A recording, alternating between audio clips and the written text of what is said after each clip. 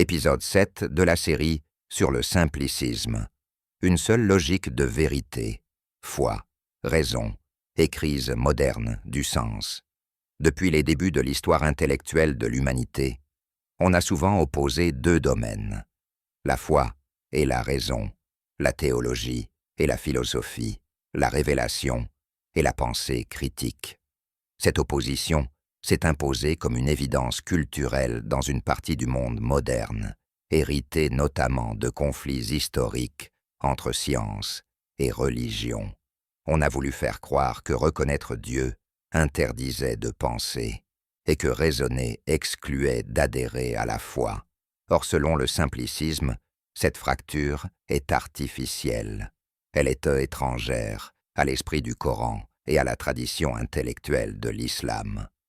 Le Coran est un livre de signes, des signes dans le monde, dans l'histoire, dans l'âme humaine. Il appelle à l'observation, à l'analyse et à la méditation. La raison n'est pas un obstacle au divin, elle est une voie vers lui. Le simplicisme s'inscrit dans cette continuité. Il affirme que la foi la plus pure est aussi celle qui résiste à la contradiction, se nourrit de la logique et se présente avec évidence. Il n'existe pas deux chemins, celui de la croyance naïve et celui de la critique philosophique, mais un seul, la recherche honnête de la vérité, éclairée par la raison et guidée par la révélation. On oppose souvent la théologie à la philosophie comme si elles étaient inconciliables.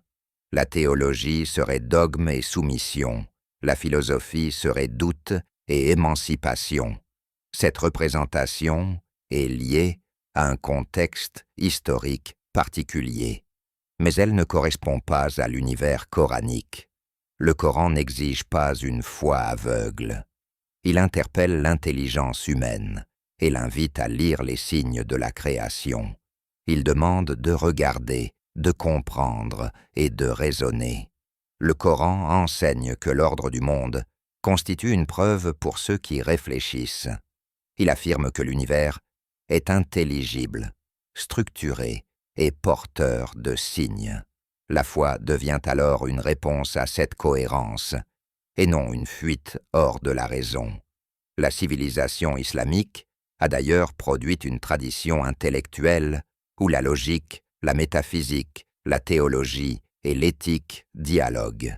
Des penseurs ont cherché à comprendre les vérités révélées par les outils de la raison. Leur objectif n'était pas de fragiliser la foi, mais de la rendre intelligible et défendable. Le savoir, lorsqu'il s'accompagne d'humilité, conduit à une conscience spirituelle plus profonde. Le Coran ne se contente pas d'ordonner. Il argumente. Il développe des raisonnements logiques fondés sur la causalité, la cohérence et la finalité. Il interpelle la conscience par des questions destinées à éveiller l'intelligence humaine. Il invite à observer les cieux et la terre, à réfléchir sur la création et à écouter avec le cœur autant qu'avec la raison. Il propose même des démonstrations philosophiques directes.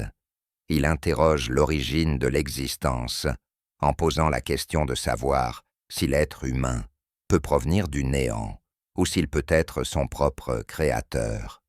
Il développe aussi un raisonnement sur la résurrection en rappelant que celui qui a créé la vie une première fois peut la recréer.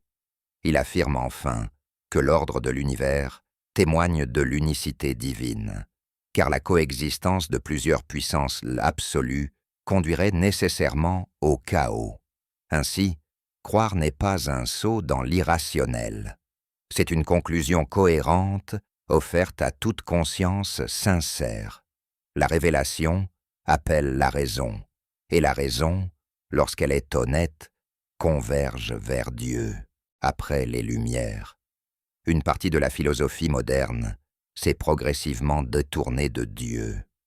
En cherchant à libérer l'homme de la transcendance, elle a placé l'être humain au centre comme mesure de toute chose. Ce mouvement a cependant ouvert une crise profonde. Si Dieu n'existe pas, d'où vient la morale? Si la conscience n'est qu'un produit du hasard, que devient la vérité? Si la mort est une fin absolue, pourquoi vivre avec justice et compassion? Certaines philosophies ont tenté d'assumer ces conséquences. Elles ont décrit un univers sans finalité, dans lequel l'homme doit inventer seul le sens de son existence. D'autres courants ont affirmé que la science suffisait à expliquer la totalité du réel. Pourtant, la science décrit les mécanismes du monde, mais elle ne répond pas à la question du sens, ni à celle de la finalité. Le rejet de Dieu n'a donc pas seulement produit un débat intellectuel. Il a souvent conduit à un désenchantement existentiel marqué par le sentiment de vide, la perte de repères moraux et l'obsession de l'instant présent. Lorsque Dieu disparaît de l'horizon, l'homme cherche des substituts. Il peut se tourner vers le pouvoir, la consommation, la performance ou certaines idéologies. Mais ces réponses restent fragiles, car elles ne répondent pas à la profondeur du cœur humain. La modernité propose ainsi plusieurs alternatives. Le matérialisme, qui réduit l'être humain à la matière. Le scientisme, qui transforme une méthode scientifique en dogme absolu. Certaines spiritualités superficielles, qui remplacent Dieu par le culte du moi. Et le relativisme, qui dissout toute vérité en affirmant que chaque opinion se vaut. Selon le simplicisme, ces alternatives promettent souvent une paix sans Dieu, mais elles ne comblent pas le besoin spirituel fondamental de l'homme. Elles proposent des réponses partielles qui ne touchent pas la source de l'existence. Face à cette crise, le simplicisme propose une voie de réconciliation. Il appelle à unir foi et raison, intelligence et spiritualité, simplicité et profondeur. Il ne méprise pas la philosophie, mais il refuse qu'elle devienne une fuite de l'essentiel. Il ne rejette pas la science, mais il refuse qu'elle devienne une idole. Il rappelle que croire en Dieu ne signifie pas renoncer à penser, mais penser jusqu'au bout. Le simplicisme invite à une foi intelligible, lucide et volontaire. Il recentre la quête du sens autour de Dieu comme origine, boussole et finalité. Il ravive aussi une espérance lucide. La mort n'est pas la fin. Le mal n'aura pas le dernier mot. Et chaque acte de vérité possède une portée éternelle. Ainsi, le simplicisme ne propose pas une nouveauté artificielle, mais un retour à l'essentiel.